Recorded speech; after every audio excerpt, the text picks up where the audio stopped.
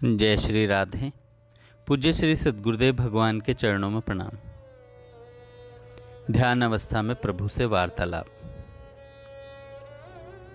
साधक ने प्रश्न किया भगवान से, प्रभु अब यह बतलाइए कि जब मैं आपका ध्यान करने के लिए एकांत में बैठता हूँ तो निद्रा आलस्य सताने लगते हैं, इसके लिए क्या करना चाहिए। भगवान ने कहा, हल्का और सात्विक तो भोजन करना चाहिए। शरीर को स्थिर और सीधा रखते हुए एवं नेत्रों की दृष्टि को नासिका के अग्रभाग पर रखकर पद्मासन या स्वस्तिक आदि किसी आसन से सुखपूर्वक बैठना चाहिए तथा दिव्य स्तोत्रों के द्वारा मेरी स्तुति प्रार्थना करनी चाहिए एवं मेरे नाम रूप गुण लीला और प्रभाव आदि जो तुमने महापुरुषों से सुने हैं या शास्त्रों में पढ़े हैं उनका बारंबार कीर्तन और मनन करना चाहिए। ऐसा करने से सात्विक भाव होकर बुद्धि में जागृति हो जाती है।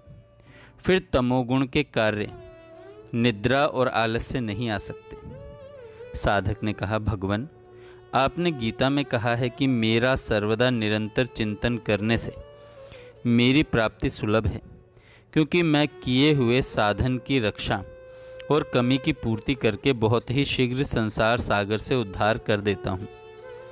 किंतु आप अपनी प्राप्ति जितनी सुलभ और शीघ्रता से होने वाली बतलाते हैं वैसी मुझे प्रतीत नहीं होती। भगवान ने कहा, मेरा नित्य निरंतर चिंतन नहीं होता है, इसी से मेरी प्राप्ति तुझे कठिन प्रतीत होती है। साधक ने कहा, आपका कहना यथार्थ है। आपका निरंतर चिंतन करने से अवश्य आपकी प्राप्ति शीघ्र और सुगमता से हो सकती है, किंतु निरंतर आपका चिंतन होना ही तो कठिन है। उसके लिए क्या करना चाहिए। भगवान ने कहा, मेरे गुण प्रभाव तत्व और रहस्य को न जानने के कारण ही निरंतर मेरा चिंतन करना कठिन प्रतीत होता है। वास्तव में वह कठिन नहीं है। साधक ने कहा, आपका गुण प्रभाव तत्व और रहस्य क्या है, बतलाइए। भगवान ने कहा, अतिशय समता, शांति, दया, प्रेम, क्षमा, माधुर्य, वात्सल्य, गंभीरता, उदारता, सुहृदता आदि मेरे गुण हैं। संपूर्ण विभूति, बल, ऐश्वर्य, तेज, शक्ति, सामर्थ्य और असंभव को भी संभव कर देना आदि मेरा प्रभाव है। जैसे परमाणु, भाप, बादल, बूंदें और ओले आदि सब जल ही हैं, वैसे ही सगुण, निर्गुण, साकार, निराकार, व्यक्त, अव्यक्त, जड़, चेतन, स्थावर, जंगम, सत, असत आदि जो कुछ भी है तथा जो इससे भी परे है वह सब मैं ही हूँ। यह मेरा तत्व है। मेरे दर्शन, भाषण, स्पर्श, चिंतन, कीर्तन, अर्चन, वंदन, स्तवन आदि से पापी भी परम पवित्र हो जाता है। यह विश्वास करना तथा सर्वज्ञ, सर्वशक्तिमान, सर्वत्र समभाव से स्थित मुझ मनुष्य आदि शरीरों में प्रकट होने वाले और अवतार लेने वाले परमात्मा को पहचानना, यह रहस्य है। साधक ने कहा, इन सबको कैसे जाना जाए। इन सबको कैसे जाना जाए। भगवान ने कहा, जैसे छोटा बच्चा आरंभ में विद्या पढ़ने से जी चुराता है, किंतु जब विद्या पढ़ते पढ़ते उसके गुण, प्रभाव, तत्व, रहस्य को जान लेता है तो फिर बड़े प्रेम और उत्साह के साथ विद्या अभ्यास करने लगता है तथा दूसरों के छुड़ाने पर भी नहीं छोड़ना चाहता।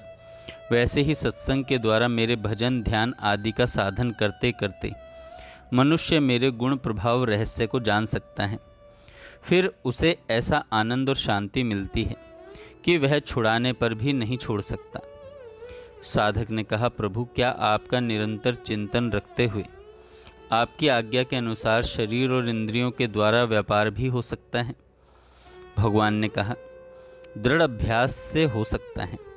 जैसे कछुए का अपने अंडों में, गौ माता का अपने छोटे बच्चे में, कामी का स्त्री में, लोभी का धन में, मोटर ड्राइवर का सड़क में, नटनी का अपने पैरों में ध्यान रहते हुए उनके शरीर और इंद्रियों के द्वारा सब चेष्टाएं भी होती हैं, इसी प्रकार मेरा चिंतन करते हुए मेरी आज्ञा के अनुसार शरीर और इंद्रियों के द्वारा सब काम हो सकते हैं।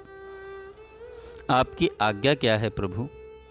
भगवान ने कहा, सतशास्त्र, महापुरुषों के वचन, हृदय की सात्विक स्फूर्णाएं, ये तीनों मेरी आज्ञाएं हैं। इन तीनों में मतभेद प्रतीत होने पर जहाँ दो की एकता हो, उसी को मेरी आज्ञा समझकर काम में लाना चाहिए। साधक ने कहा, जहाँ तीनों का भिन्न भिन्न मत प्रतीत हो, वहाँ क्या किया जाए? भगवान ने कहा, वहाँ महापुरुषों की आज्ञा का पालन करना चाहिए। साधक ने कहा, क्या इसमें शास्त्रों की अवहेलना नहीं होगी? भगवान ने कहा, नहीं, क्योंकि महापुरुष शास्त्रों के विपरीत नहीं कह सकते। सर्वसाधारण के लिए शास्त्रों का निर्णय करना कठिन है तथा इसका यथार्थ तात्पर्य देश और काल के अनुसार महात्मा लोग ही जान सकते हैं। इसलिए महापुरुष जो मार्ग बतलाएं वही ठीक है। जय श्री राधे। आगे हम कल सुनेंगे।